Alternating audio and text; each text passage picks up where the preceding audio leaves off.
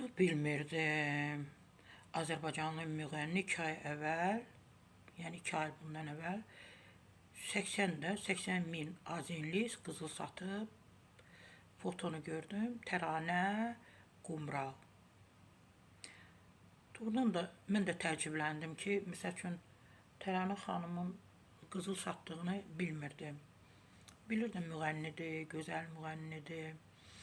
Yaxşı mahnılar ifa edir. Belə şok-şoklar etməyə bacarır. Hansı verilişə gedirsə o veriliş reytinqdir, amma qızıl satdığını bilmirəm. Bir verilişdə deyib. Bakı News'da bunun paylaşım edib, Rəngəray verilişində deyib. 2 ay bundan əvvəl 80 min manatlıq qızıl satdığını bildirib. Qızıl ucuzlaşan vaxtı alıb, bahalaşanda satıram. Yəqin 10-15 il bundan əvvəl olub. Çünki indi qızıl ucuzlaşmır, axı getdikcə bahalaşır. Təbii ki, keçmişdə 10-15 il bundan əvvəl alıb.